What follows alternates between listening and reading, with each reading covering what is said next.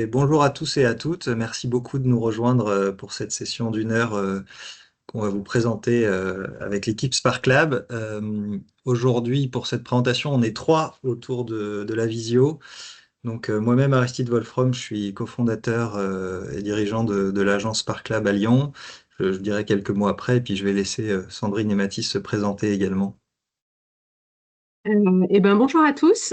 Sandrine, donc moi je suis en charge de l'activité prospective, stratégie et management de l'innovation au sein de Spark Lab et donc je suis ravie de pouvoir avoir ce webinaire avec vous aujourd'hui. Et bonjour, enchanté également. Donc, je m'appelle Mathis et moi je rejoins Spark Lab en tant que chef de projet innovation, à la fois sur la partie projet, sur la partie culture innovation et sur la partie management. Donc un peu sur les trois aspects de Spark Lab. Super, donc pour cette session d'aujourd'hui, on a prévu quand même quelques slides pour se présenter, même si je vois qu'autour de la visio, il y a quelques personnes qui nous connaissent déjà. Donc Spark Lab, on est une agence de conseil en innovation, mais spécialisée dans ce qu'on appelle la transformation positive des entreprises et des organisations, au travers de trois approches que sont leurs offres, leurs organisations et la culture de l'entreprise. Et on fait ça on porte une vision, je dirais, chez Spark Lab importante pour nous, une vision de l'innovation qui est très centrée autour de cette notion que vous voyez à l'écran de processus social. C'est vraiment ça le mot important pour nous. Ça veut dire quoi? Ça veut dire que l'innovation pour nous, c'est avant tout une histoire de femmes et d'hommes. Et donc, ça réussit lorsque des parties prenantes s'engagent. Et s'engagent comment? Essentiellement par envie et intérêt. Et donc, ça présuppose le fait que les parties prenantes aient des relations de confiance entre elles. Donc, c'est un peu comme ça qu'on essaie de déployer notre accompagnement à l'innovation auprès de nos clients. On le fait donc pour créer les conditions de la confiance de manière essentiellement collective et créative. Et puis, ce qui peut-être nous caractérise et ou nous différencie, je ne sais pas, c'est vraiment de mêler cet état d'esprit d'entrepreneur. Et on verra au travers de la session d'aujourd'hui ces notions d'incertitude et de naviguer en incertitude. Donc, c'est très lié à l'approche des entrepreneurs. Et cette partie d'acculturation pour que finalement tous et toutes puissent s'emparer des sujets d'innovation.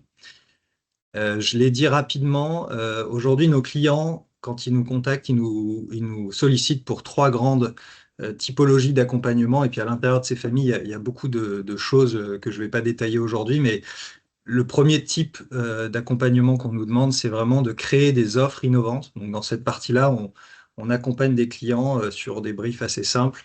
Et l'idée, c'est d'explorer des nouveaux terrains de jeu, de créer des offres et des expériences différenciantes et innovantes. Le deuxième pilier ou la deuxième demande qu'on a, c'est vraiment de définir la stratégie et manager l'innovation. Donc, c'est plutôt dans ce cadre-là qu'on intègre l'activité prospective et ce qu'on va vous présenter aujourd'hui. Et puis, le dernier type d'accompagnement qu'on nous demande, c'est vraiment cette notion d'acculturation à l'innovation. Et vous verrez qu'on a un des dispositifs d'acculturation dont Mathis va faire la synthèse, qui sont notre réseau d'innovateurs qui s'appelle le réseau Curiosity. On organise des rencontres régulièrement. Ça fait partie de l'acculturation à l'innovation. Et donc, la dernière rencontre avait lieu sur la prospective. Et donc, Mathis vous fera, en fin de webinaire, un petit retour sur ce qui s'est passé lors de cette dernière rencontre. Donc, voilà pour Spark Lab aujourd'hui. On est réunis pour parler essentiellement de ce sujet de la prospective. Donc, c'est un sujet qu'on a abordé effectivement au mois de décembre dans notre dernière rencontre Curiosity. Et on a trouvé, au travers des différents outils, formats et contenus qu'on avait pu créer, que c'était intéressant de le rediffuser ou en tout cas d'en reparler au travers de ce webinaire pour éventuellement l'étendre à plus de personnes que ceux qui étaient là ce jour-là. Le sous-titre, il est important, c'est quels outils pour naviguer en incertitude. Vous verrez que cette notion d'incertitude, elle est vraiment importante quand on parle d'innovation en général et de prospective en particulier. Et puis, quels outils? Pourquoi? Parce que nous, on a une approche d'innovation qui est très pragmatique et très concrète, et donc on va essayer et se faire fort au travers de cette heure, de vous donner, je l'espère, quelques outils, quelques clés pour que vous aussi, dans vos organisations, vos entreprises ou votre métier, vous puissiez peut-être appréhender quelques notions de prospective à l'issue de cette heure. On va essayer d'être bon et de tenir à peu près notre discours avec Mathis et Sandrine en allez, maximum 40-45 minutes pour quand même se laisser un temps d'échange. Évidemment, on est à votre dispo via la conversation. Teams, je pense que vous connaissez tous ça très bien. Donc, si vous avez des questions, vous pouvez aussi nous interpeller. On essaiera d'y répondre soit en live, soit à la fin, si jamais on pense que ça se répond plutôt à la fin. Voilà. Dans un premier temps, moi, je vais me charger de vous donner quelques notions un peu peut-être théoriques, mais en tout cas quelques grands principes de prospective. La première chose, et c'est aussi la base, hein, c'est de bien savoir ce que c'est. Donc, passer par une définition, la prospective, c'est défini comment? Ça vise à explorer et à anticiper les futurs possibles afin de mieux orienter les décisions présentes. Donc, ce qui est intéressant, et vous le verrez, je pense, au travers de nos différentes interventions, l'idée, c'est vraiment non pas de prévoir le futur, de le prédire, de savoir ou de l'écrire, de savoir ce qui va se passer. C'est pas du tout ça. C'est beaucoup plus de comprendre au travers de plein de données et de signaux ce qui pourrait être un futur possible et donc comment moi, dans mon quotidien, aujourd'hui, j'agis pour me préparer éventuellement à des scénarios qui sont possibles mais qui ne sont pas certains. Donc encore une fois, la prospective, c'est pas deviner l'avenir, bien entendu. La prospective, ça vient essentiellement, enfin c'est un de ses pères fondateurs, je dirais, s'appelle Gaston Berger, donc c'est cette personne. J'aime bien toujours faire un peu d'histoire, donc vous savez que ça vient essentiellement de cette personne, Gaston Berger, euh, qui a été entre autres directeur d'une grande école d'ingénieurs que j'ai faite, donc je fais un peu de promo au passage, s'appelle l'INSA Lyon. Et il dit lui que la prospective, c'est une attitude d'action, et je trouve que c'est une phrase qui est importante, parce qu'effectivement, c'est effectivement collecter des données, réfléchir, concaténer des choses, mais aussi et surtout se mettre en action pour justement réagir face à des futurs possibles. Alors, dans ce topo, on va parler d'incertitude et d'instabilité. Et vous allez voir ce qu'on met derrière cette notion. Donc l'incertitude, c'est défini par Frank Knight comme un état dont les futurs possibles ne sont pas connus initialement et sont impossibles à connaître. Et c'est pour nous, en tout cas, je dirais, une des caractéristiques intrinsèques de l'innovation, c'est-à-dire que par définition, on ne peut pas connaître ou on ne peut pas prévoir ce qui va se passer, contrairement au risque, où dans une notion de risque, on a de l'historique, qu'on peut calculer dans par exemple, une activité, je sais pas, je vais citer une boulangerie par exemple. Si j'implante une boulangerie dans le quartier du coin, je peux me référer au business model et au business plan peut-être d'autres boulangeries et voir en fonction du trafic à peu près comment elle va fonctionner. En innovation, c'est beaucoup plus le monde de l'incertitude et non pas du risque.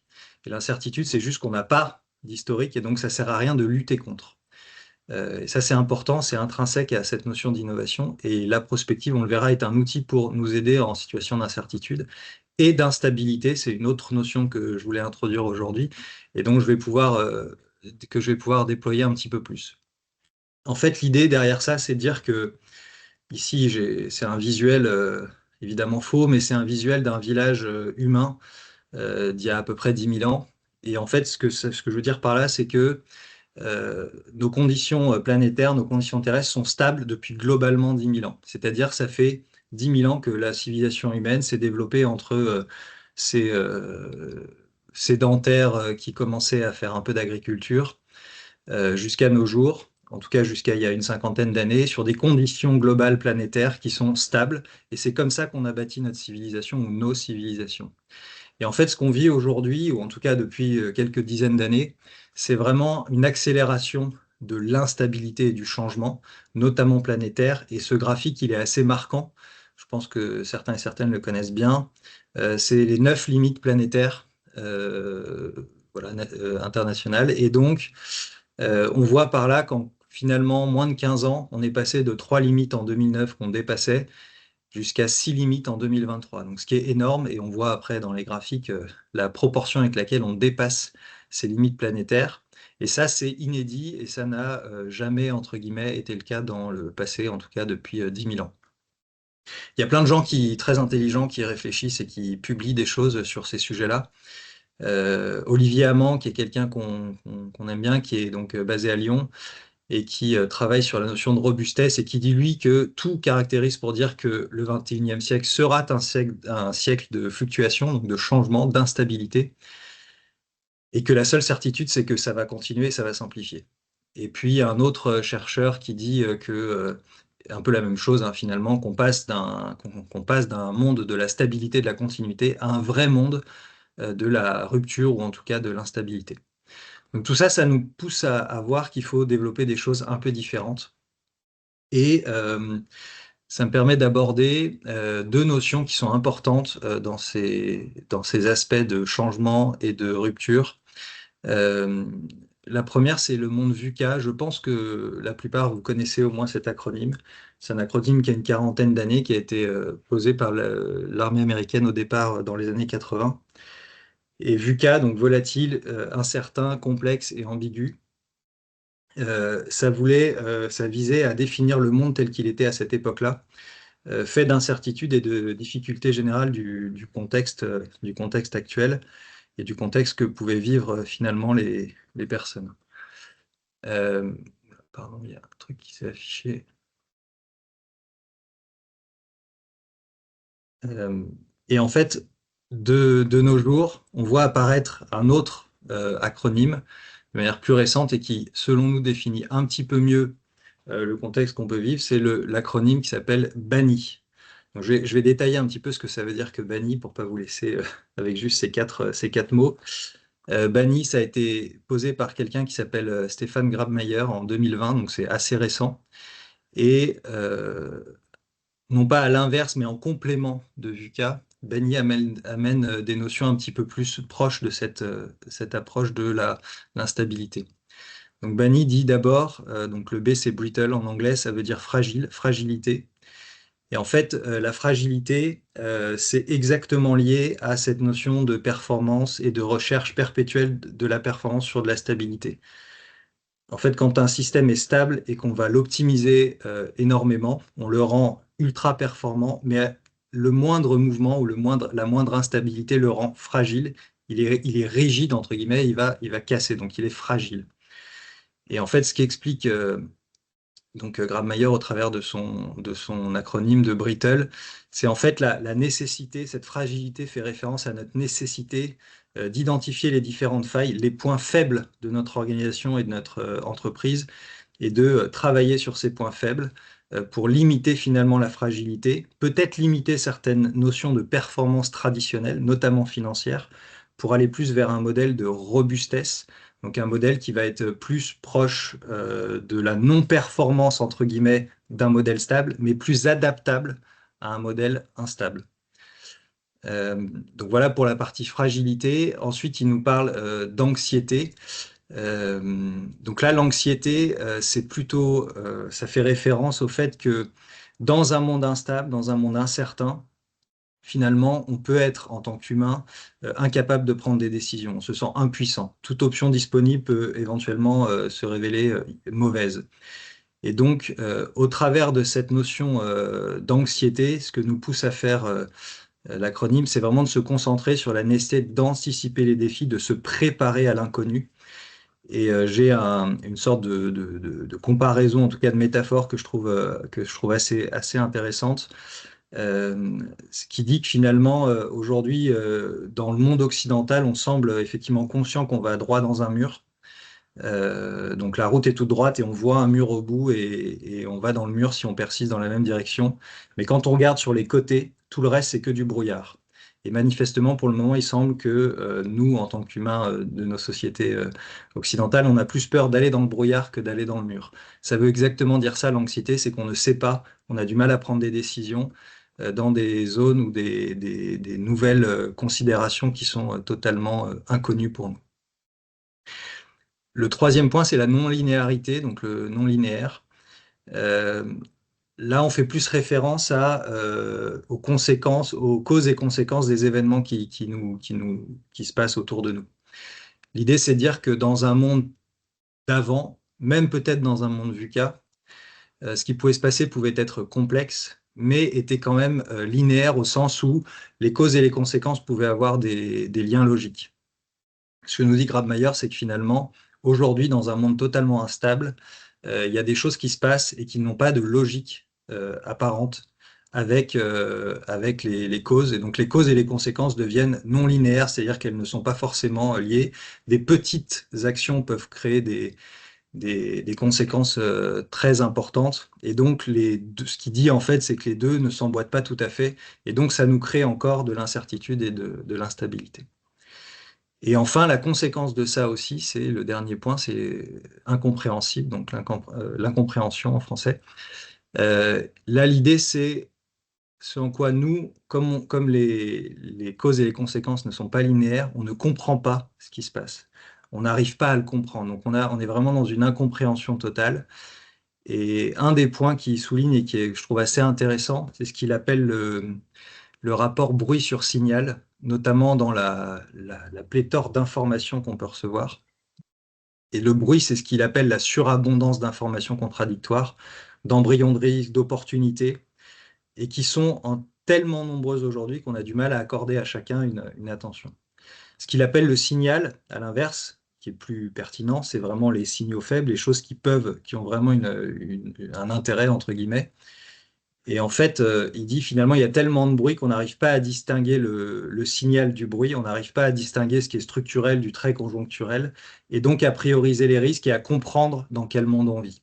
Donc voilà un peu comment je dirais, ces quatre mots peuvent décrire aujourd'hui le monde instable que l'on vit.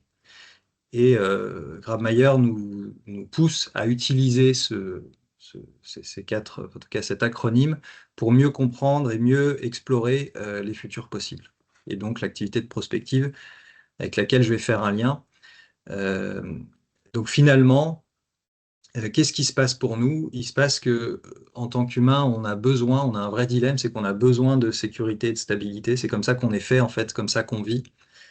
J'ai remis une citation que je trouve assez intéressante d'un prospectiviste américain assez connu, euh, qui dit finalement ce que nous voyons, c'est pas une aberration temporaire, c'est une nouvelle phase. Et donc on est passé de l'eau à la vapeur. Bon, c'est une métaphore évidemment, mais ça fait un peu référence à cette histoire de brouillard dont je parlais tout à l'heure. Et donc effectivement, c'est comme ça qu'il explique aussi lui cet acronyme de BANI.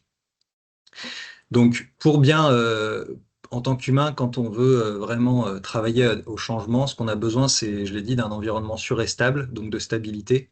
C'est ce qui nous permet de travailler sur des objectifs qui visent le changement. Et comme on est dans un monde instable, eh ben, c'est des choses qu'on a beaucoup plus de mal à faire, en tout cas à prendre des décisions et à avancer. C'est là où la prospective prend tout son intérêt. Et c'est pour ça aussi que c'est un outil qui est certes ancien, mais qui prend de plus en plus d'ampleur dans les entreprises, parce que justement, c'est un outil qui permet de prendre en compte les intertitudes et les ruptures pour élaborer divers scénarios.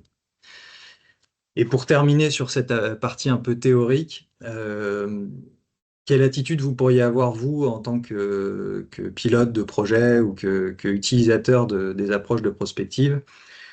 Ben, en fait, on en voit essentiellement deux.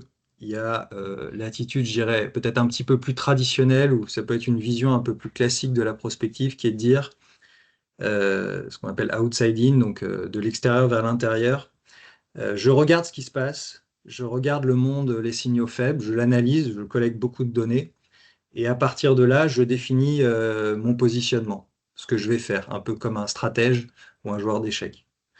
Et aujourd'hui, on voit plutôt apparaître une approche de prospective plutôt en lead ou leader, qui est plutôt l'inverse, donc inside out, et que nous, clairement, chez Spark Lab, on pousse beaucoup plus, qui est plutôt de dire, comme j'ai compris comment est le monde, je vais plutôt dire le rôle que moi je veux jouer. C'est quoi mes valeurs, c'est quoi le rôle que je veux jouer demain en tant qu'entreprise dans ce monde. Et donc, je vais m'atteler à définir et à travailler pour atteindre ce rôle plutôt que de réagir un peu comme un follower ou comme quelqu'un qui suit face au changement pour me positionner. Là, c'est plutôt l'inverse, c'est plutôt moi, je décide d'avoir ce rôle et voilà la mission que je veux jouer sur le monde de demain. Donc c'est aussi dans cette idée-là voilà, que nous, on déploie la prospective. Et ça fait une bonne transition parce que pour vous parler de ça, je vais passer la parole à Sandrine qui donc gère ces missions chez nous. Et donc Sandrine, je sais que tu voulais nous parler un peu plus du lien entre la prospective, la vision et la stratégie d'entreprise. Qu'est-ce que tu peux nous en dire? Alors, qu'est-ce que je peux vous en dire aujourd'hui dans nos missions autour de tout ce qui est stratégie et management de l'innovation? On a, en tout cas, la prospective est un apport vraiment intéressant pour travailler à plus long terme et arriver à faire justement sortir des stratégies d'innovation qui sont un peu plus en rupture ou un peu plus ambitieuses. Mais déjà, avant de se lancer un peu plus loin les explications, Harry, si tu veux passer la slide d'après, je voudrais juste revenir sur quelques notions de vocabulaire. Pareil, c'est un petit. On aime bien faire ça chez Spark Lab, reposer un peu le vocabulaire avant de pouvoir partir dans les explications. On a cette notion de raison d'être ou mission. Alors, on en parle beaucoup aujourd'hui. Euh, la mission, c'est vraiment ce qu'on est. Et il y a une notion intemporelle et c'est ce que la société a défini comme ce qu'elle est de façon durable. Par contre, vision et stratégie, ça, c'est deux éléments qui sont évolutifs. La vision, c'est l'aspiration à 5 ou 10 ans. Et donc, c'est ce que désire être l'entreprise. Et c'est en ça, du coup, que la prospective peut nous accompagner. Et puis, la stratégie, c'est qu'une fois qu'on a défini ce qu'on voulait être, c'est quel est le plan d'action qu'on met en œuvre pour le faire. Et donc, quand il faut qu'on articule tous ces éléments sur des missions de stratégie et de management innovation, on le représente, et c'est la slide d'après Harry. En fait, on fait le lien avec tous ces éléments de cette façon un peu schématique. La prospective et donc tous les exercices prospectifs qu'on peut faire viennent nourrir en fait la vision. Et de cette vision, on va faire le lien avec l'innovation, puisqu'on va identifier en fait les territoires d'exploration qu'il va être nécessaire de mettre en place et d'investir justement, quels sont les nouveaux champs de connaissances qu'il va falloir aller travailler pour que l'entreprise puisse évoluer vers son futur et vers sa vision. Et puis une fois qu'on a ces territoires d'exploration, c'est comment ces connaissances s'expriment sur le marché. Et donc le where to play, c'est vraiment comment ça se formalise en termes d'offres sur les différentes business lines ou sur les différents types de clients que peut avoir la société. Donc ça, c'est vraiment le schéma global. Et comment on fait le lien entre la vision et les territoires innovation? On s'appuie sur un outil qui est très connu de la prospective qui s'appelle le backcasting. Et donc, à travers des exercices prospectifs, on va faire travailler l'entreprise sur sa vision. Et vous voyez qu'il y a une vraie différence entre quand on travaille de façon assez ordinaire, et c'est la courbe du bas, et où on va projeter en fait dans un monde linéaire continu nos plans à 3 ans, nos plans à 5 ans, avec quelques évolutions, quelques innovations un peu en marge, etc. Et on se retrouve sur la courbe du bas qui est finalement assez peu ambitieuse en termes d'innovation, et puis qui peut passer à côté aussi de gros seuils de rupture qui peuvent se passer dans la société. Quand on travaille avec la prospective, en fait, on vient nourrir une vision de l'entreprise qui est beaucoup plus ambitieuse, qui est la courbe du haut, que montre Harry. Et l'exercice de backcasting, c'est du coup de faire l'exercice entre la vision qu'on a posée à 10 ans ou à 15 ans et aujourd'hui, rétrospectivement, en fait, quelles sont les marches qu'il va nous falloir construire et quelles sont les étapes qu'il va falloir positionner. Et donc, c'est là qu'on fait le lien entre la vision et les territoires d'exploration, puisqu'en fait, les territoires d'exploration ne seront que sont ces marches, finalement, et tous ces secteurs sur lesquels il va falloir acquérir de la compétence. Donc voilà le lien qu'on fait. Euh, Au-delà de ça, c'est vrai que l'exercice de vision, donc on a ces trois étapes qui sont la prospective, la vision et les territoires innovation. Là, pour illustrer, on vous a mis les exemples d'une mission qu'on a pu piloter récemment. Donc on a fait cet exercice de prospective où on a amené l'entreprise à travailler justement à élargir le champ des possibles et puis à essayer de se projeter dans un futur souhaitable ou qu'est-ce qu'elle envisageait, quelle place elle souhaitait prendre. Cette entreprise, elle a une raison d'être qui est posée et une mission qui est posée. Donc, c'est intéressant aussi de voir comment on peut faire évoluer la vision de l'entreprise dans une société qui bouge avec une raison d'être qui est aussi le garde-fou en fait des évolutions et qui canalise les évolutions. Euh, et puis, le bénéfice aussi de cet exercice, c'est que finalement, dans l'entreprise, la plupart des collaborateurs, de par leur métier et leurs expériences, ils ont une projection du futur et ils voient l'entreprise d'une certaine façon à 10 ans, mais chacun a sa propre vision. Et le fait de travailler sur un exercice prospectif, ça permet de rassembler finalement les connaissances et les projections que chacun se fait du monde et de poser en fait une vision à 10 ans du monde commune. Voilà. Donc on a guidé un peu tout ce travail et on a utilisé deux outils assez classiques en prospective. Le premier, c'est de poser les challenges, donc quels sont les seuils de rupture et les éléments de rupture qui peuvent venir challenger le business. Donc c'est la première illustration. Et le deuxième outil qu'on a utilisé, c'est les échelles de tension. Les échelles de tension, c'est de rassembler les informations sur une thématique sans avoir de capacité à prédire si ça va aller dans un sens ou ça va aller dans l'autre. Typiquement, sur cette échelle de tension, on a un double enjeu à la fois de libéralisme et de marché qui s'ouvre vers de l'ultralibéralisation, et en même temps, on a une grosse tendance sur j'ai perdu le mot, Relocalisation, euh, la relocalisation, merci Harry. Et en fait, protectionnisme, oui. le protectionnisme et les deux mouvements en fait se superposent. Et là, l'idée, c'est plutôt d'interpeller l'entreprise en disant, on n'a pas les clés de savoir si ça va aller à droite ou si ça va aller à gauche. Par contre, qu'est-ce que ça dit de votre business model, de votre résilience, des enjeux que vous aurez aussi à aller capter vos nouveaux marchés ou à rester sur vos nouveaux marchés, etc. Et donc, on travaille ensemble à se projeter sur une vision commune autour de ces sujets-là. Donc ça, c'est le premier pilier. Ce qui nous plaît bien aussi dans cet exercice, c'est qu'on revient à ce qu'expliquait Harry au tout début, c'est qu'on est vraiment sur un processus social. C'est-à-dire que l'idée, c'est vraiment d'être sur des ateliers collaboratifs et de créer les conditions pour que tout le monde puisse avoir des discussions guidées et pas des débats de comptoir en fait sur savoir si le protectionnisme est bien ou pas ou s'il aura lieu en Amérique du Sud ou pas.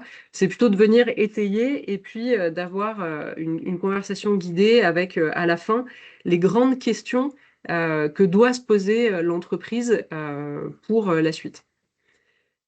Une fois qu'on a fait cet exercice et qu'on a ces grandes questions-là, on a amené l'entreprise à travailler sur sa vision. Donc vision moyen terme et long terme. Donc là, on était plutôt à 15 ans.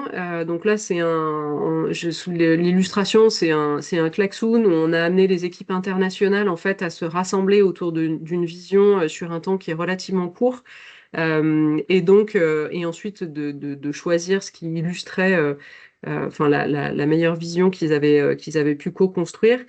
À travers cet exercice de vision, ce qui est intéressant aussi, c'est encore une fois de rassembler les collaborateurs derrière cette vision commune et donc de se rassembler autour de ce qu'on a envie de faire demain à 10 ans, à 15 ans. Donc ça remobilise des énergies aussi. Et puis ça permet de poser quelques éléments importants de quelles sont nos ambitions, comment est-ce qu'on va pouvoir stretcher en fait l'activité de l'entreprise entre l'activité actuelle et l'activité de demain. Ça permet de commencer à voir les grands axes que l'entreprise va vouloir stretcher et de se mettre d'accord si oui ou non c'est compatible avec la mission, qui est la raison d'être et la mission, qui est la vocation à être intemporelle. Et donc, une fois qu'on a cet exercice de vision, eh ben, on peut enfin travailler, j'ai envie de dire, à l'innovation et à ce moment-là, travailler sur les territoires d'exploration qu'on va pouvoir ouvrir. Et donc, c'est tous les champs de compétences qu'on a identifiés qu'ils seront manquants, enfin, ou qui sont actuellement manquants pour atteindre la vision de demain. Des exemples classiques qu'on peut citer, c'est effectivement le digital ou le digital marketing, ou, etc. Est-ce que entre aujourd'hui et l'ambition qu'on pose à 10 ans et 15 ans, est-ce que j'ai bien toutes ces connaissances, ces expertises dans l'entreprise? Et donc, c'est un challenge aussi hyper intéressant à aborder de façon complètement transverse avec des RH, avec des directeurs métiers, avec des directeurs de BU, pour voir comment on construit cet escalier, cet escalier. Et là, on vous a mis des illustrations de comment peuvent s'exprimer des territoires innovation, parce que ça peut paraître assez intangible et immatériel. En fait, l'idée, c'est quand même que ce soit un outil ou en tout cas un support de communication assez clair pour qu'on puisse arbitrer les projets d'innovation et les projets d'exploration, de savoir si c'est dans le scope de ce qu'on veut ou de ce qu'on ne veut pas. La première illustration, donc, elle fait référence à une entreprise qui travaille sur des équipements de levage et qui a défini des territoires d'exploration avec tout ce qui est pour l'outillage industriel, en tout cas tout ce qui est en lien direct avec l'activité core business actuelle, Ensuite, elle étend un peu avec tout ce qui peut aller autour en fait de cette activité actuelle et donc tout ce qui sont les besoins non sans solution, enfin les besoins endeuillés et qu'il faudrait adresser. Et donc, ça élargit un petit peu plus le scope. Et puis ensuite, il y a tout ce qui est technologie de rupture. Et donc là, l'entreprise s'est positionnée sur différents axes de recherche par choix et par conviction. Et donc là, on va chercher au-delà de ça. Et donc, on voit bien qu'on a trois domaines sur lesquels il va falloir aller chercher des compétences et explorer à travers des projets à géométrie très variable. Et le deuxième exemple qu'on vous a mis, c'est une entreprise du coup qui est dans le traitement de l'air et qui s'était défini ces quatre territoires d'exploration. C'est une mission qui est assez ancienne, donc aujourd'hui on se permet de la diffuser parce que c'est un peu obsolète. On avait pour le compte de cette mission, enfin pour cette mission, diffusé du coup travailler sur des supports et des books, des livrables qui soient facile aussi à diffuser en entreprise pour que tout le monde puisse continuer à être aligné avec cette vision et cette ambition de l'entreprise et en quoi ça se matérialisait dans le quotidien et notamment dans le quotidien de l'innovation. Donc voilà pour moi en quoi la prospective peut être hyper intéressante, c'est qu'elle vraiment nourrit en fait des ambitions d'innovation et elle nourrit des ambitions d'innovation un peu plus ambitieuses que quand on est dans une continuité ou dans une continuité de l'activité. Et elle permet de rouvrir le champ et en fait de s'aligner aussi sur les risques potentiels ou en tout cas les challenges qu'il va falloir relever à 10 ans. Et ça met tout le monde un peu plus confortable d'avoir verbalisé ça et de l'avoir écrit. Donc voilà pour ma part. Merci Sandrine. Je crois que tu voulais également nous dire que derrière cet outil qu'on présente là comme étant un outil pour pouvant guider la stratégie ou en tout cas la réflexion stratégique de l'entreprise, tu vois aussi des usages peut-être plus plus court terme en tout cas autour de les notions de créativité. Ouais. Alors c'est vrai que la prospective, on peut l'engager de façon beaucoup plus agile ou légère en termes de créativité, parce que le fait de se décaler et de se projeter dans un univers temps à 10 ans fait que les gens font tomber les barrières en fait et s'autorisent beaucoup plus de choses. Parce qu'en fait les croyances, toutes les contraintes en fait avec lesquelles on vit au quotidien, on s'autorise à les faire tomber en réfléchissant à 10 ans, et ça peut être l'occasion de venir challenger des stratégies de business line ou des stratégies d'innovation sous forme d'ateliers assez légers. En termes de créativité, il n'y a pas besoin de faire une étude prospective au préalable, on peut juste être dans un exercice prospectif où on se place à 10 ans et ça donne des résultats en termes de créativité qui sont assez sympas. Ok, Voilà. top. Merci beaucoup pour ces éléments. Et puis pour aller toujours un peu plus dans la partie, je dirais, concrète après ces éléments et ces choses que tu nous as montrées. La dernière partie de cette intervention, on voulait vous faire un retour sur cette réunion, donc cette journée Curiosity du 3 décembre. Et donc Mathis, toi qui a bien assisté à cette soirée et qui a fait toute une synthèse, bah écoute, je te laisse notamment nous expliquer ce qui s'est passé et puis nous parler des grands enseignements des deux grandes et belles entreprises qui sont venues témoigner avec des exemples concrets de ce qu'elles font en prospective au cœur de leur activité au quotidien. Merci, Harry. Effectivement, alors tout d'abord, je vais commencer par quelques mots sur le Curiosity. Donc le Club Curiosity, ce sont des événements qu'on organise avec Spark Lab, dans lesquels on va inviter des membres de notre écosystème innovation pour qu'ils viennent échanger sur des bonnes pratiques, sur leurs défis, et toujours avec un thème. Donc effectivement, le 3 décembre, c'était le thème de la prospective. Et si je peux avoir la slide suivante, voilà. Donc je ne vais pas revenir sur tous les membres qui étaient présents, sur toutes les entreprises qui étaient là. Il faut juste retenir que on avait un écosystème qui est très divers. Donc il y a des gens qui étaient dans la santé, des gens qui sont plus dans l'industrie, dans le sport. Et finalement, avoir cette diversité, ça leur permet aussi d'échanger autour de problématiques qui sont communes à des secteurs très différents. Et finalement, c'est aussi ça la prospective, c'est de se dire quelles sont les problématiques qui vont être transverses à plein d'industries, à plein de secteurs, à plein d'aspects de la vie différents.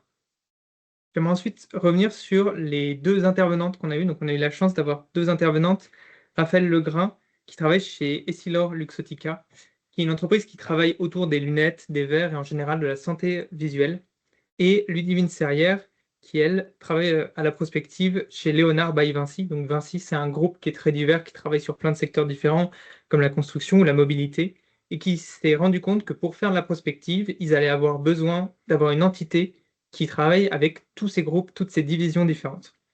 Donc, la prospective chez Léonard by Vinci, ça vient traiter de l'intelligence artificielle, de la transition durable, de tous ces sujets qui finalement touchent toutes les strates du groupe.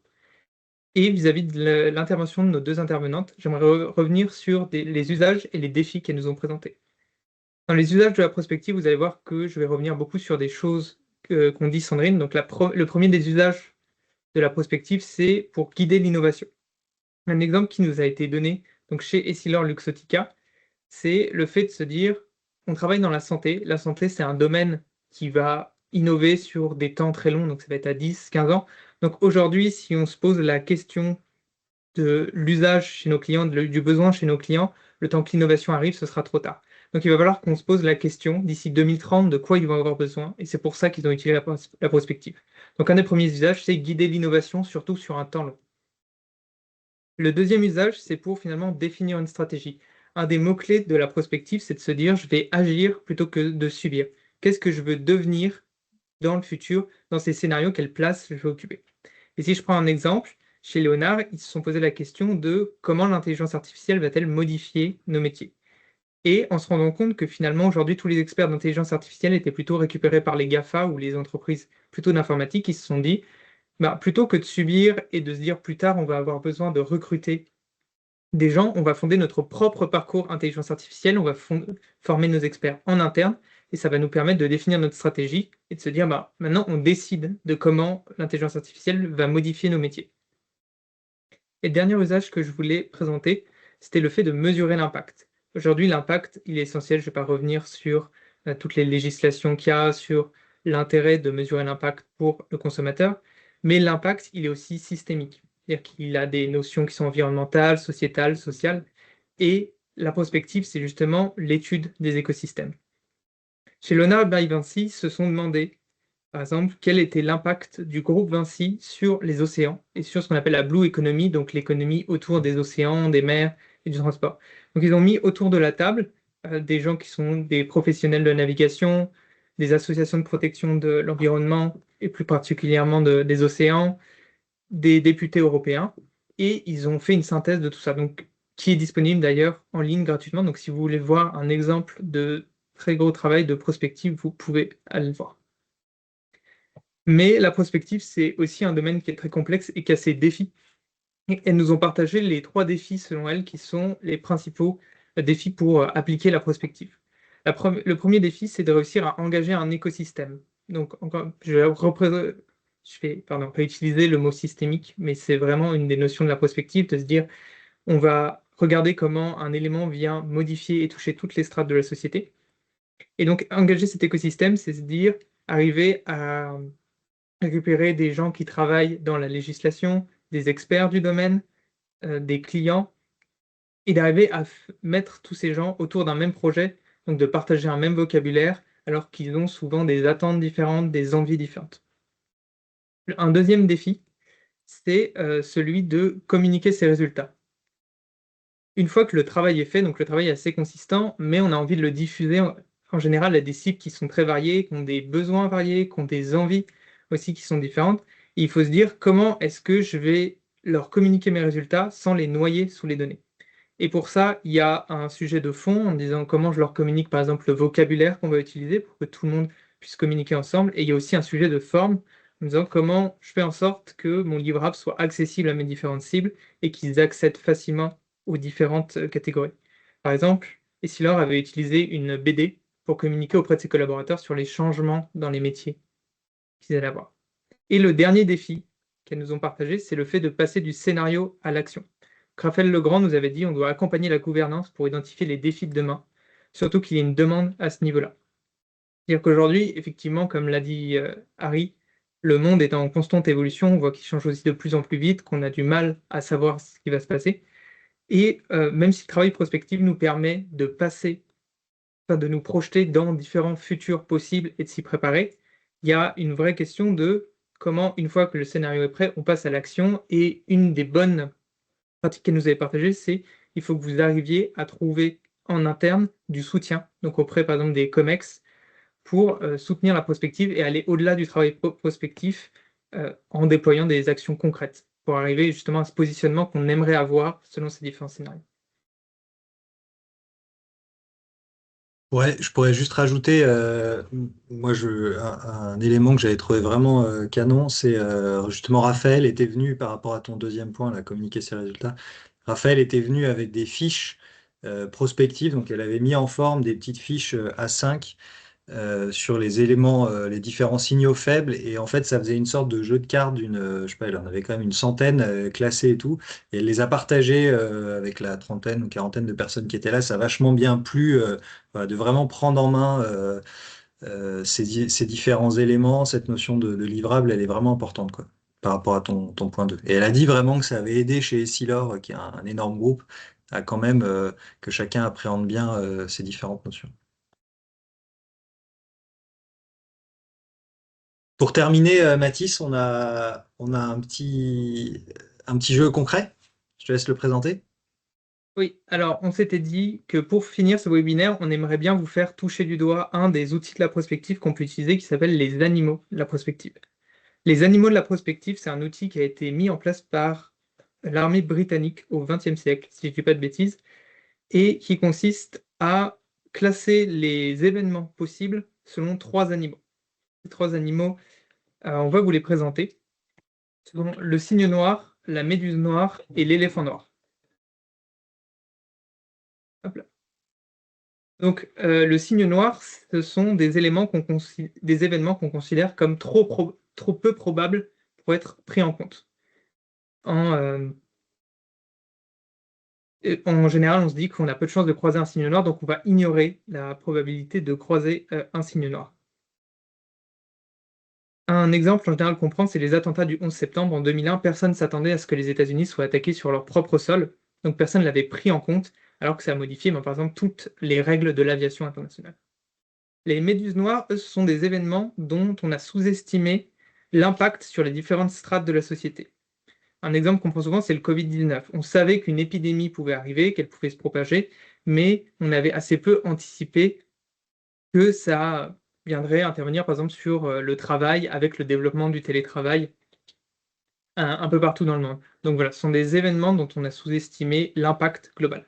Et enfin, les éléphants noirs, ce sont des événements qu'on connaît, on connaît leur impact, mais comme personne ne sait vraiment agir dessus, comme personne n'a trouvé de solution, on a une posture qui est plutôt passive à leur égard, on se contente de les ignorer, on sait qu'ils sont là, mais on n'arrive pas à les faire bouger. Et l'exemple en général qu'on prend, c'est la transition durable ou la transition vers les énergies bas carbone. On a du mal à trouver une solution pour aller tous ensemble dans cette direction, donc on en parle, mais finalement on agit assez peu. Et l'idée de ces animaux, c'est de se dire, bah, si déjà j'arrive à les repérer, je fais un premier pas en me disant vers le fait de les connaître et peut-être de m'y préparer. Donc, ce que nous, on a fait, c'est qu'on a demandé à nos invités, le jour du Curiosity, de nous partager leurs signes noirs et on vous propose de voter. Donc là, on a mis 6 signes noirs qui sont ressortis, qui sont des événements qui sont plus ou moins probables. Et on vous demande de voter pour les signes noirs qui, selon vous, concernent votre entreprise, donc des événements qui sont très peu probables et que vous ignorez, en tout cas, vous ne prenez pas en compte en général dans votre innovation ou votre prospective. Si jamais vous en avez d'autres, vous pouvez mettre autre et vous pouvez envoyer un commentaire.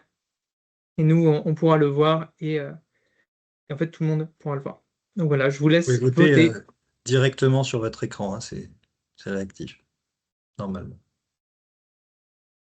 Normalement, effectivement, à droite de votre écran, vous pouvez cliquer sur les différentes propositions et sur Submit.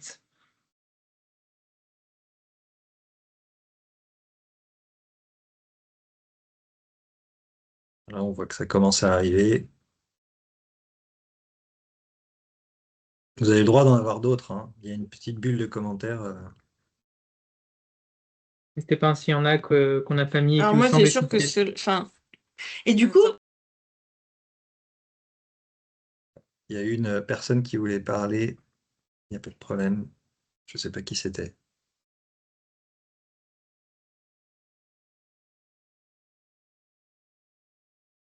Est-ce que tout le monde a pu voter? On passe au deuxième. Voilà, donc on voit quand même que dans notre assemblée aujourd'hui, on retrouve voilà, la majorité de gens qui pensent que notamment le blackout ou les pannes électriques peuvent être un des signes noirs principaux. Voilà, les extraterrestres reviennent aussi. Allez, Reviennent on en va force. passer au deuxième, Mathis. Donc le deuxième, c'est les méduses noires. Donc encore une fois, les méduses noires sont plus des événements qu'on Vous n'a pouvez pu voter en anticiper, mais même dont temps que on... Mathis vous explique. Oui. Mais dont on a mal évalué les conséquences sur toutes les strates de la société. Par exemple, qui nous a été partagé par la communauté lors du Curiosity, on avait l'évolution géopolitique. Donc où finalement, il y a un pays qui pourrait partir dans une direction, qui pourrait entraîner tous les autres. L'intelligence artificielle, où finalement, il y a encore quelques années, on pensait que ça serait à la marge, et on se rend compte maintenant qu'il y a des chances que ça touche toutes les strates de la société. On avait la pénurie de matériaux. Effectivement, parfois, on se dit qu'il y a un matériel qui risque de manquer, que ça va toucher une industrie, et puis il y a l'effet papillon qui le propage à toutes les industries. Voilà, on vous laisse encore quelques secondes pour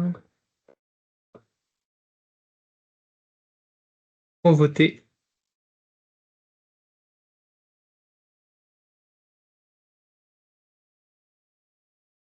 Bon, sans surprise, les notions pendant la réunion, en tout cas, les notions de géopolitique, IA et climat, social, climat solidaire, changement de l'environnement, c'était vraiment les.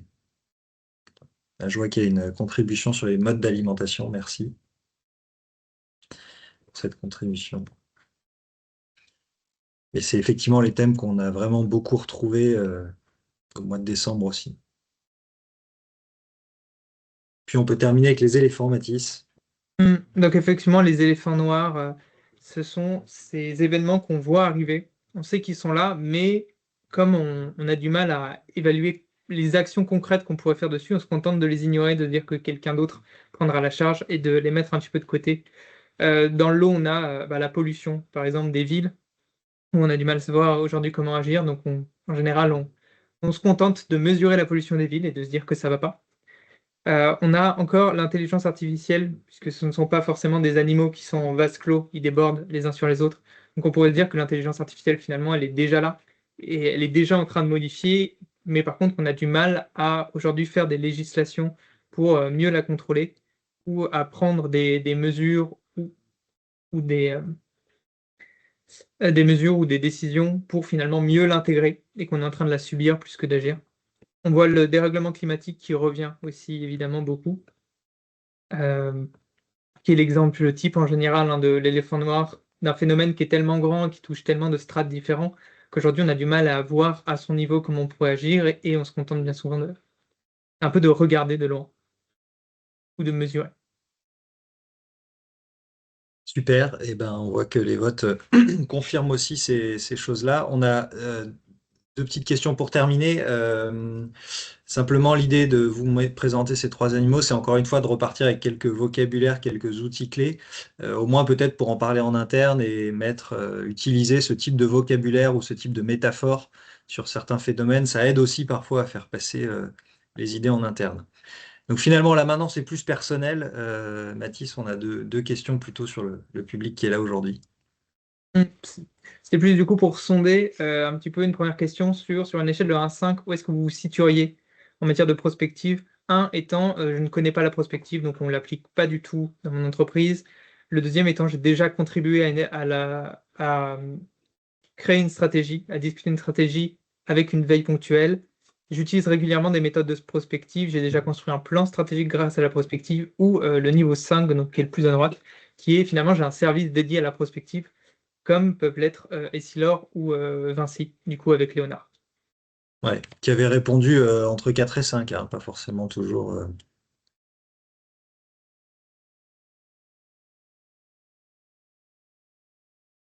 On vous On voit laisse qu'on a, vous juger vous-même. on voit qu'on a un panel assez varié, c'est bien.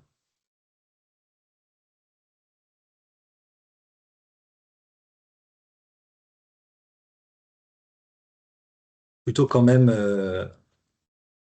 un panel assez varié, mais quand même plutôt porté sur la découverte, je dirais, de la prospective. Bah, tant mieux, on espère que vous avez pu apprendre des choses. Et puis, dernière question avant de passer un peu aux parties Q&A. Et notre dernière question, c'était finalement, et ça tombe bien, comme on avait vu que on était plutôt avec un public dont les entreprises n'ont pas forcément une culture de la prospective, c'est de vous dire bah, quelles actions vous aimeriez mettre en place pour diffuser la prospective en 2025.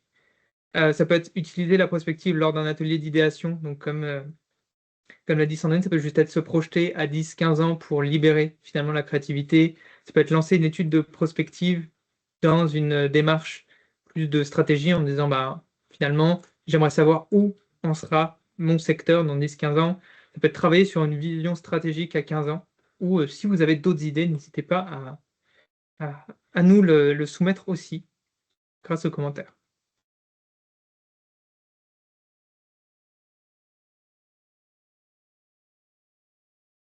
Super, bah merci à tous et à toutes pour vos différentes réponses. Bah écoutez, pour terminer cette séance, on va savoir si vous êtes prêts à construire le futur ensemble. Est-ce que vous avez du coup des questions ou voilà, des interrogations auxquelles on peut répondre? Vous pouvez soit nous les mettre par écrit, soit prendre le micro. Normalement, j'ai accepté que les micros soient ouverts sur ce webinaire, vu qu'on on n'est pas 50 000. Voilà, n'hésitez pas s'il y a des questions ou des remarques. D'ailleurs, à l'oral ou à l'écrit, hein, on voit le chat, donc n'hésitez pas non plus à nous les écrire.